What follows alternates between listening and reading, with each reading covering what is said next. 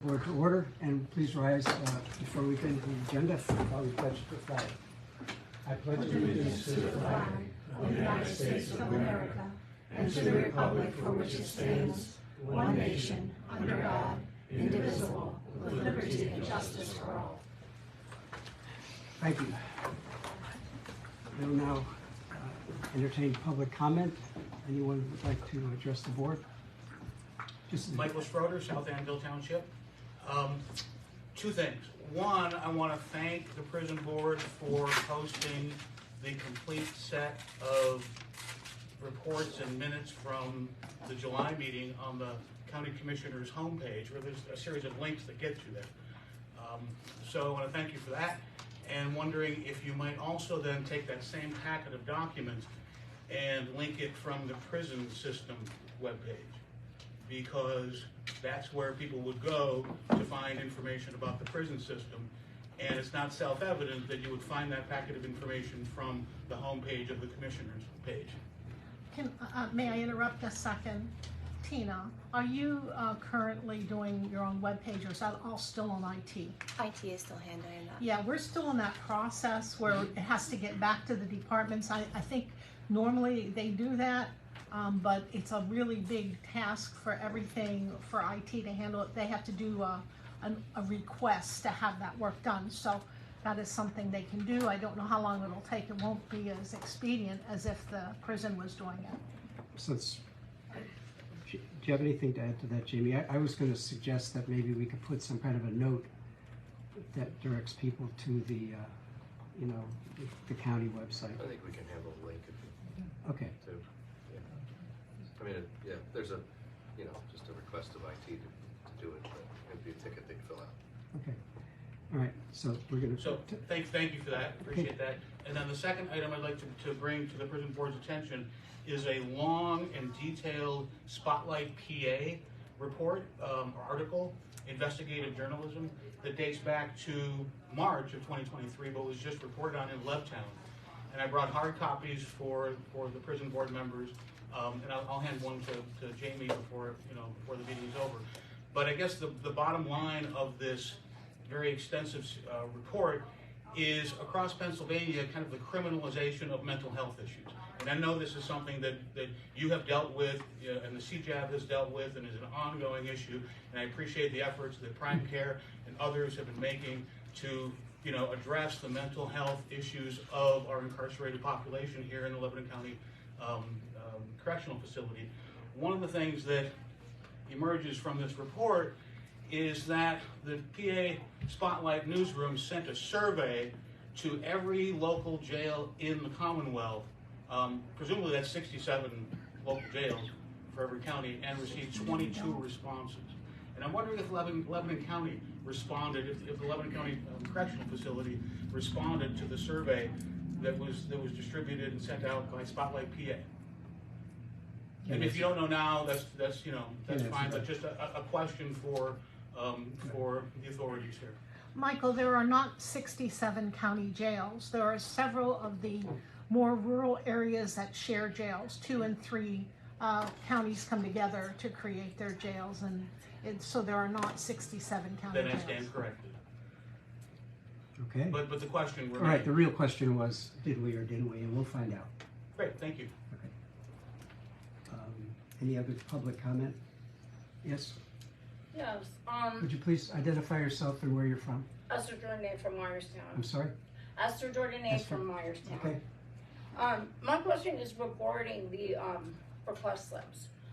Request slips are sent in by the inmates, they're given back to them, and then they are returned again to administration. For the law, like it's actually, you can get a blocks, like you could get a violation for essentially having your own request slip in your cell. I was wondering what the reason is for that, and if there's a way that they could give that the inmates could acquire a copy of these, because they're asking specific questions to different departmts, that answer's coming back to them, and then for administration that has to go back in again to I don't know where it goes to. but can that be given, a copy be given to the inmates? And what's the reason that it needs to go back again, is one of my questions. Rebecca or Warden? The process of the request slips have always been that an incarcerated individual will write for an answer. An answer is responded to. The incarcerated individual is to initial the response to understand that they were given a response. They typically would be asked if they want to write down what the response was somewhere so they have it, and then it was a record-keeping method used by administration to collect the request slip back, so then it would be a documented way of doing it. I believe in the past it was done that way because of carbon or the ply copies or an expense that at the time I don't think the county nor the warden wanted to endure.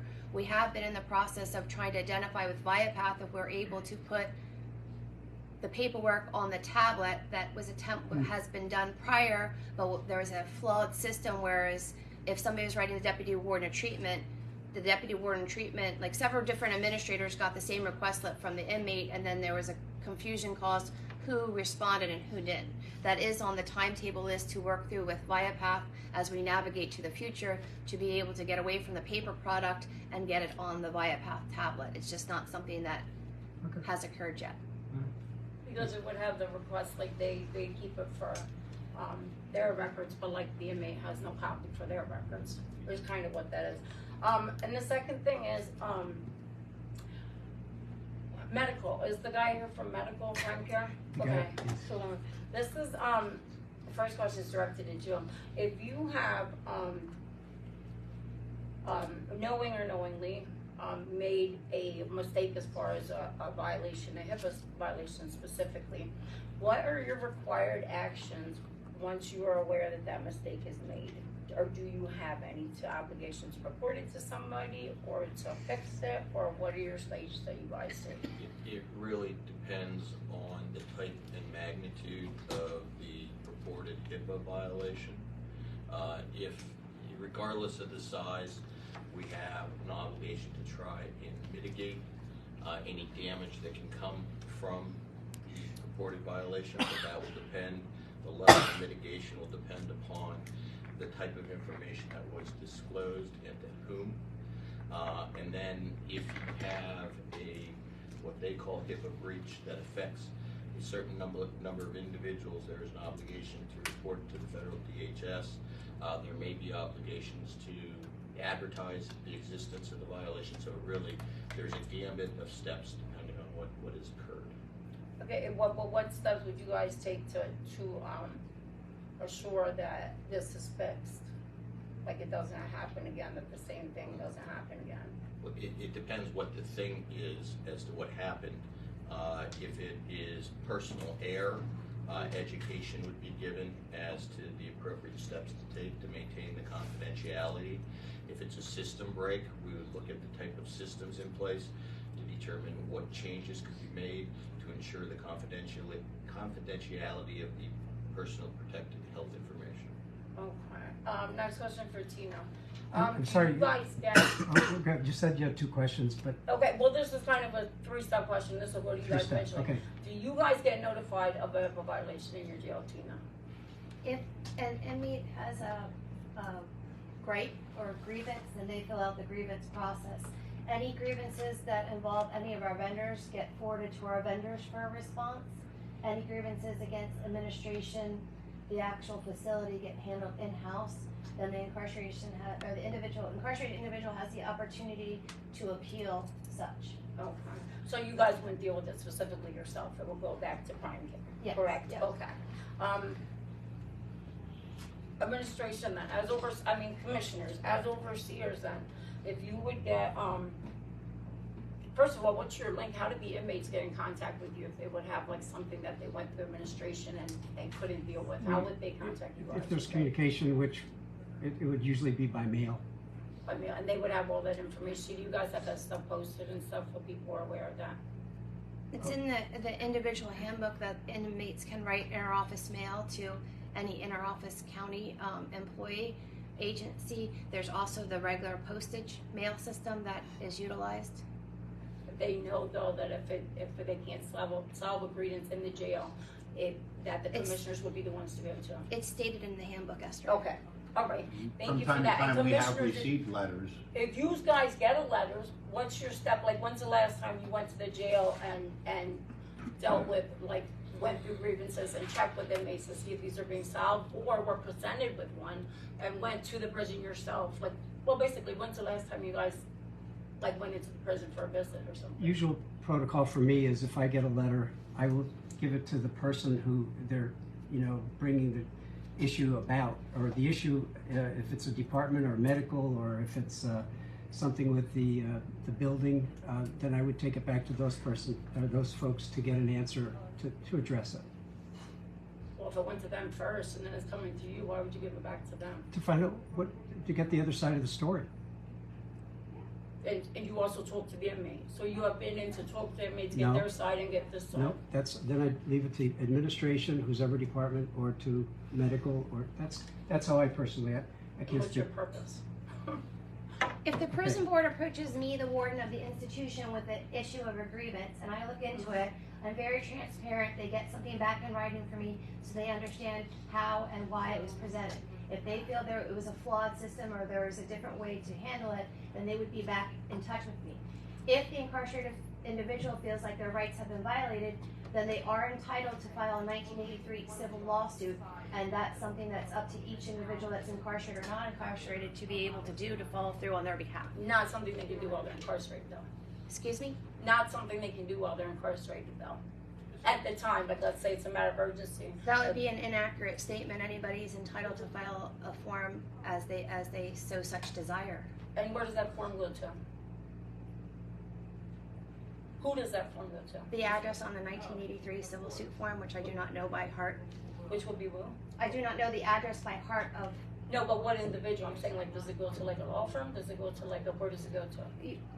With all due respect, you'd have to look up the form of filing a civil lawsuit and look up those steps. I do not have those memorized. So nobody's ever came back to you? Nobody's ever filed one that came back to No, you? she's just saying that she doesn't have an answer for you right now, so that you'd have to go to the website and look it up and get the address and then file the paperwork. Okay, correct. But you guys, as overseers, don't do anything to handle it. You just give it to her. That's what I'm getting. Make sure I'm correct. She gives it to you.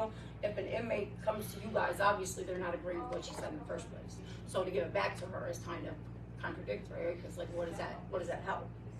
Well, And because none of you guys, as overseers of a prison, go in and speak to the individual or get their side? You're just No, going to the side? I would not do that unless something. That's what I wanted to know. Okay. Thank you. Very good. Your slips. May I ask her a question? Sure. Was there something in the last, I've sat on the board for a year and 10 months, or 9 months. Is there something that's happened in the last year or 9 months that was not addressed? Oh, I'm Or sure. should have been addressed? I'm sure. I'll bet you every grievance wasn't answered successfully. Well, I'm But saying, people don't That look was, at that was addressed to the board. I'm just saying, I was in there for a matter of time, I and these things understand that. these And things we've I'm talked just hearing before. about. I at understand first that, board we've meeting. talked before. I'm saying make it available to the inmates. The Okay. inmates know this. Is what I'm saying. Because Okay. I've never heard of this before in my life. And we know, I've been in there.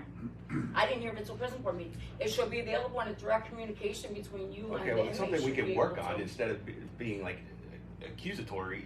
It's something we can work on. You can. If there's an issue, yeah. That's why I asked what Okay. the process was. All This right. doesn't even have anything All to right. do with you. That's what I asked what the process was. The commissioners, I'm saying, who oversee the board, if they bring something that Thank Tina you, hasn't satisfactorily dealt with, it should be up to them to do it as overseers. But obviously it doesn't. That's all I wanted to know. End my question. Carry on. Okay. We But have, but I think it's because there hasn't been anything that's been brought to the board. Really? No complaints at all in the last year of meetings? At all? Well, I sit on the board and I haven't received any. Nobody's came in here and brought up any? Other than you with your issue that you had in the past. But we don't want to get into that because that No, would we be a won't. hypocrite. But while we brought it up, I did write you a whole letter about it like you asked me to. What was done from that? If it helps with transparency, there are individuals that have filed grievances within the last, since I took over as warden and before, that have filed 1983 forms and are going through the civil lawsuit process. So I feel like that's the end game of your question. Okay. If somebody feels violated, they go through the process, they work with the courts, we have a process that we work with the courts on, and then we navigate through that process, which is confidential. It's not something that's for public debate because it's pending legal Okay, action. I was just asking the commissioner's role in it, so they don't do anything basically, as overseers. They just give it back to you. That's all I wanted to know. Okay. I'm done. All right, thank you. We have some other guests in the meeting. Would you like to introduce yourselves? I think I know who you are, but sure.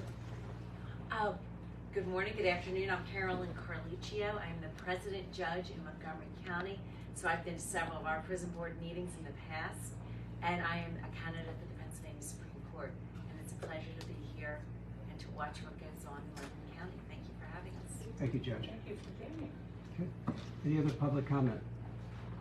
If not, we'll move on to the approval of the minutes of our August 16th meeting. So moved. Second. It's been moved and seconded that we approve the August 16th minutes. Any additions or deletions or corrections? Hearing none, all in favor of the motion, please indicate by saying aye. Aye. Aye. Opposed, same sign. So moved. Now we'll go to the report of our warden. Good morning. I'd like to acknowledge September as the month of Suicide Intervention Prevention Month. It's very important to acknowledge that because the correctional officers and the incarcerated population both are at high risk at different times of the incarceration and the employment. A correctional officer is a tough job, and the stats are technically against them for a career choice just because of the stress that is involved with being a correctional officer in a high-paced correctional facility. So I'd just like to acknowledge that it's Suicide Intervention Prevention Month and take the time to thank my staff who come in and on a daily basis do the job that they do. And I just think it's important to recognize that. Second on the agenda, I'd like to introduce to the board Michael Zajruga. He's our CGL maintenance supervisor. There's been some requests made to look into some allegations of mold, mildew, etc. So I felt it was important for Mike to come to the board and present the findings. I'd like to remind the board that the prison was built in 1979. It has had some additions, but it is an aging building, and with most aging buildings, we do the best we can maintenance, but there are some significant findings that we're trying to work through and get through just based off of wear and tear of the building. So Mike, if you would like to come up here and identify yourself and present your findings. You can just stand right there, Mike. I'm Mike Zadroga with CGL. So we went around and we tested different areas of the facility for mold. We did get some positive results back. Currently, we have 3 different companies coming in for an estimate. We've had 1 done already, and we have 2 more by Monday that'll be done to get all that cleaned up and taken care of. And I'm working with one of our mechanical engineers.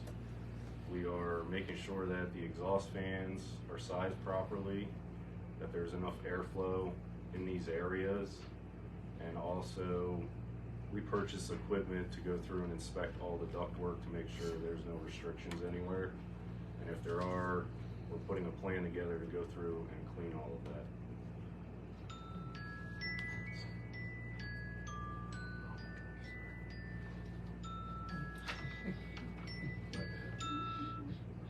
Okay, yes. Yes, I'd just like to offer some information. I don't know if it's valuable or not to you, but after flooding, we have many, many homes in our community that develop mold in the basements, and they need to have garbage pulled out because it's garbage after it's all wet. And we come together with a group. It's a VOAD, it's Volunteers Organizing After Disasters. It's an official group and associates with our emergency management agency. But the point that deals with your problem is that we haul the trash out for seniors who can't do steps and things like that, sometimes pay to get rid of the garbage. And then Don Beatty was our coordinator through Lend a Hand. And they simply go in, they have a special solution, they spray on the mold, and it eradicates it basically, and it becomes remediated.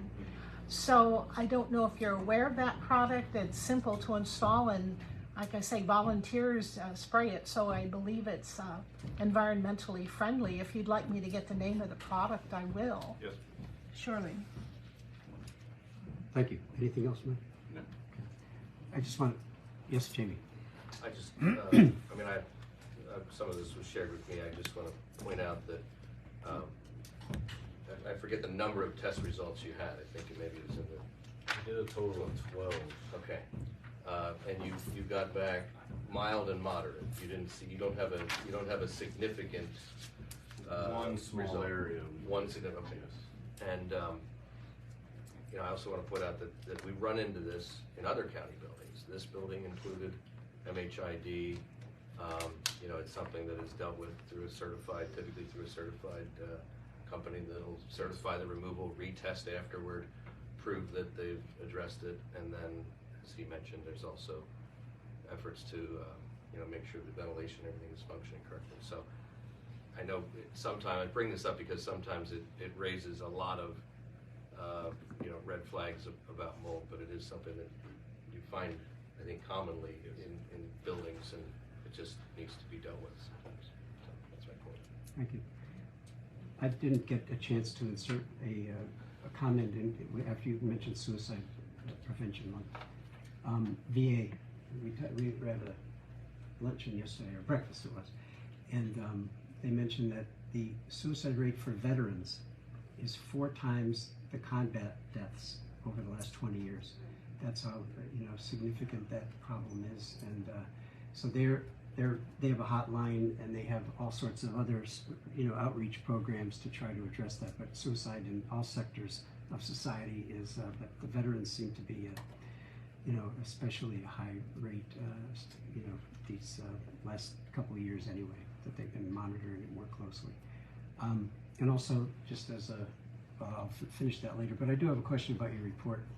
It was in the medical report, I believe, from Prime Care. It just looked like transports were on the, you know, and I don't know how this could be possible. It would just be increasing over the months, but it has to be related to the, you know, the severity of the condition of the patients or the inmates. There are a number of factors that come into play that determine transports. One that is not commonly thought of is the increase in our MAT program to address substance use disorder with methadone clinics. There are transports that heretofore would not have been present, but you are correct to a large extent. The acuity of the patients coming in, duality of substance use disorders with mental health concerns, as were mentioned earlier in the meeting. You know, as the warden points out, we have a building that is 44 years old. We have a relatively small medical department. We believe that we can very safely and confidently take care of most situations in the jail, but anything that requires additional treatment, we have to send out.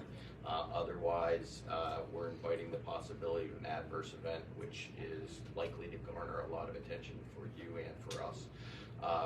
Some of the things that we've sent out, individuals are coming in, and because of what they're using in the community, they have heretofore undiagnosed sepsis, which can erupt once in the facility, be life-threatening if not addressed quickly.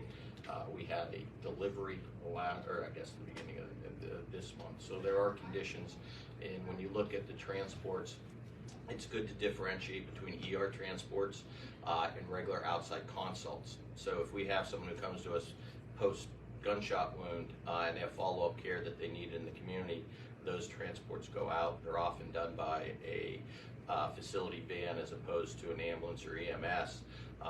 We are very cognizant of the strain it puts on a security staff that is already somewhat handcuffed by their staffing issues of their own. So we work very closely with administration trying to schedule those appointments the best that we can to coincide with their staffing. But there are emergent situations that arise that result, and if you're looking at ER visits, it's also important to notice how many resulted in an admission, because that is, you know, a clear indication that the individual was at a point of extremis that required hospitalization. So, you know, we take care of 98% of what we can in the walls, but those 2% are our highest risks and our highest concerns. Thank you, Tom. We'll go on to other Oh, sorry. I'm sorry, can I ask one just quick follow-up question? From the July 19th Lebanon County Prison Board minutes, Mr. Weber, you noted that 55% of the inmates are psychotropic. Does that mean that 55% are receiving like psychotropic medical treatment for mental health issues? That's correct. And the more recent data is it's about 53% of our patient population is on a form of psychotropic medication, 67% are on a medical medication, and about 67% either are presenting with active mental health concerns or a serious mental illness diagnosis. So 67% with serious mental health concerns? Now, 67% either have an active mental health diagnosis or a serious medical illness, mental health issue. And they break down between 60% with what is called a C rater and 7% that are D raters. Thank you. Sure. Okay. Anything from the deputy wardens to add? Yes, Director Arnold would like to share with the board an updated work release policy. Yeah, we recently updated the work release policy not to require the COVID vaccine for future placement on work release. We still are encouraging social distancing and washing your hands and cleaning the areas, but we feel moving forward since the government lifted the ban, why should we continue to require the vaccine? But it's still, when I wrote the policy, it was still offered with prime care, but I was just informed earlier today that they are no longer getting the vaccine. So I had come up with a plan to allow them to do travel passes if they, once they're on work release, to get vaccinated if they choose to in the future. And how would that get paid for? They would have to pay for it themselves, ma'am. Oh, they would, okay. Yep, it would have to be because they're requesting the vaccine. They would have to go to Rite Aid and pay for it, or their doctor, or however they would do it, just like any other medical procedure. Thank you. Okay. Anything else? That doesn't require any action from the board. No. I have nothing else to add to my report unless you have questions about my prison board report. Okay, anything? Nothing to add unless there's questions. Okay. Anything from the floor? Okay, if not, I'll entertain a motion to adjourn. So moved. Second. Okay, we stand adjourned. Thank you for your input and